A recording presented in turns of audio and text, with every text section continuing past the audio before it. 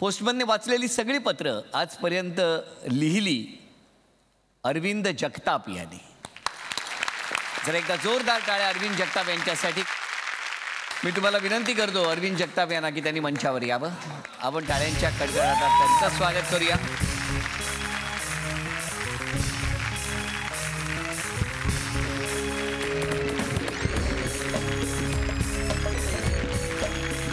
आणि आता बघूया तुमच्यासाठी पत्र कोण घेऊन येत.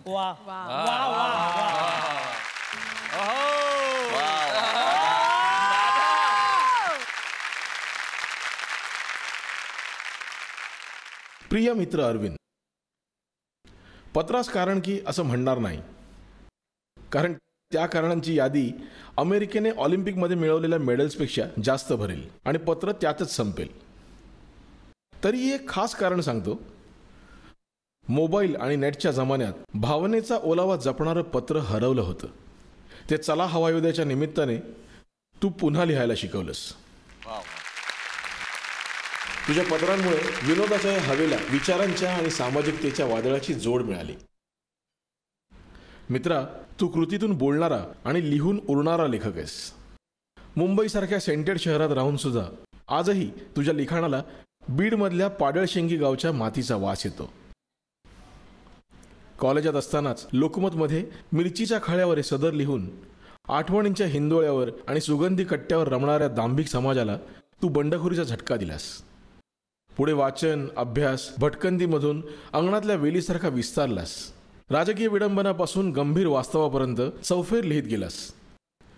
कोणता हा झेंडा घेऊ हाती, देव चोरला, पत्रास कारण की यासारखी गाणी लिहून लोकांच्या काळजाला हात घातलास. गल्लीत गोंधळ, दिल्लीत मुजरा हा सिनेमा निव्वळ 2 रात्रीत लिहिलास. मी खात्रीने सांगतो, तुझ्या लिखाणाचा साक्षीदार असलेल्या त्या 2 रात्री त्यासुद्धा खळखळून हसल्या असतील. व्यक्तिमत्वातला साधेपणा हे तुझं आणखी एक वैशिष्ट्य. म्हणजे तुला बघितल्यानंतर हा अरविंद जगतापने पाठवलेला माणूस आहे बहुतेक, असंच वाटतं. मग तुझ्याशी बोलल्यावर लक्षात येतं, वर वर साधं वाटणाऱ्या या समुद्राच्या पोटात शेकडो सुनामी दडलेल्या आहेत. अनेकदा तुझा स्पष्ट वक्तेपणा हा सुनामीसारखाच अंगावर येऊन आदळतो. पण त्यामुळे समोरच्याचा स्वतःबद्दलचा गैरसमज आणि तुझं मन साफ होतं. उद्या पालिकेने शहरातील सगळ्यात स्वच्छ जागा म्हणून तुझं मन डिक्लेअर केलं तर आम्हाला आश्चर्य वाटणार नाही.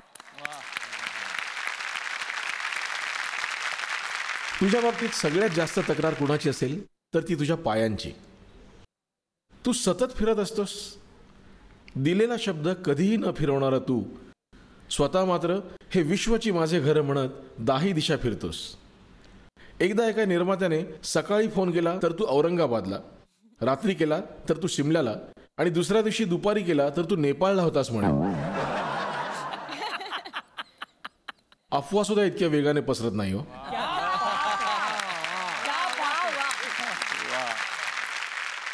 पण तू कुणासाठी कुठेही आणि कधीही धावून जाणारा मित्र आहेस.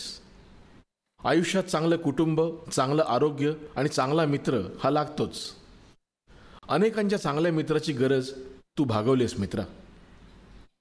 मध चाखणाऱ्यांना मधमाशीच्या कष्टाची जाणीव नसते. तुझ्या लेखनाचा आनंद घेणाऱ्यांना तुझ्या सामाजिक कार्याबद्दल तरी कुठे माहिती असतं. पाडळशेंगी मधल्या तलावातला गाळ काढणं असो की आसपासच्या गावात झाडं लावणं असो, नाम फाउंडेशनच्या कामातला खारीचा वाटा असो किंवा स्वतःच्या ब्लॉगवर शेतकऱ्यांच्या व्यथा मांडणं असो, प्रत्येक ठिकाणी घरचं काम असल्यासारखं वावरतोस. लिहिणारे अनेक असतात, पण तू त्याच लिहित्या हातांनी गाळ उपसतोस, झाडं लावतोस. तेव्हा निसर्ग सुद्धा तुला आशीर्वाद देतो की तुझा हात आयुष्यभर हिरवा राहो. सध्या वीदभर करून फुटभर जाहिरात करणाऱ्यांचा जमाना आहे, पण तू मात्र फुटभर करून सुद्धा वीदभरही जाहिरात करत नाहीस. तू सामाजिक जाणीव बाळगणारा लेखक आहेस, कुटुंब सांभाळणारा बाप आहेस, आईची सेवा करणारा मातृभक्त आहेस, देशावर प्रेम करणारा देशभक्त आहेस आणि सर्वात महत्त्वाचं म्हणजे मातीचं मन असलेला मातीतला माणूस आहेस. तसा लेखक हा सुद्धा विचारांची मशागत करून साहित्याचा मळा फुलवणारा शेतकरीच. तुला शेतकऱ्यांबद्दल जितका जिव्हाळा वाटतो तितकाच तुझ्या लिखाणाबद्दल आम्हाला वाटतो आणि वाटत राहील. आज जो तो आपल्या व्यापात अडकलाय. संवेदनशील मनांची थडगी झाली आहेत. आम्हाला मात्र तू त्या थडग्यावर उमललेल्या पालवीसारखा वाटतोस. या पालवीचा वृक्ष हो आणि त्याच्या फांद्या फांद्यावर माणुसकी, समता आणि पुरोगामी विचारांची फुलं येवत. हीच चला हवा येऊ द्याच्या टीमची शुभकामना.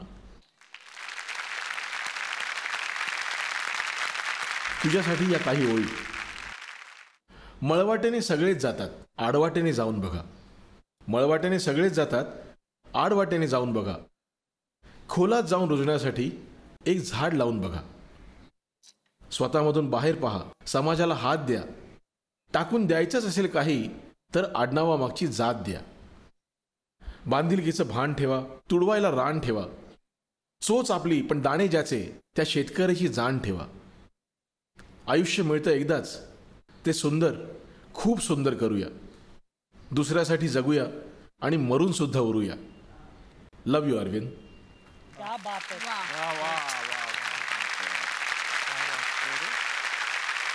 आता हवा अयोध्यामध्ये नवीन पत्रलेखक मिळालाय, त्याबद्दल शुभेच्छा. एवढं कौतुक लोकांचं मला झेपत नाही. मी खूप वाईट बोलतो माघारी लोकांच्या, आणि तसंच आहे. आणि या निमित्ताने एक किस्सा सांगतो तुम्हाला की ही माणसं सगळी हसवत असतात. हवा अयोध्याचा शो चालू असतो आणि माझा मुलगा भयंकर फॅन आहे या शोचा. आणि एक दिवस मी पण सोबत बघत होतो शो, तर पत्र सुरू झालं आणि ते वातावरण गंभीर झालं. तर तो माझ्याकडे असं सारखा बघायचा. तर त्याला माहिती मी लिहितो. आणि ते चालू असताना दोनदा त्याने विचारलं, तुम्ही लिहिलं? तर मी त्याला आपलं हो बघ बघ. आणि ते झाल्यावर त्याला म्हणून काय झालं, म्हणून किती भंगार लिहितं, एवढं हसत होतो, काय मूड खराब करता तुम्ही, सगळे रडायला लागले. तर ही माझी घरातली प्रतिक्रिया आहे. आणि या लोकांमुळे मला हे व्यासपीठ मिळालं. एक माझी 5 मिनिट या लोकांनी मला वेगळी दिली, त्याबद्दल मी यांचे आभार मानतो. आणि हे कौतुक जरा जास्तच झालं, आता जरा ब्रेक.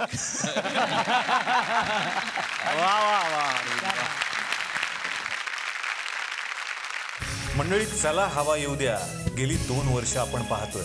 हवा येऊ द्या हा आता एक जादूचा पेटारा झालाय.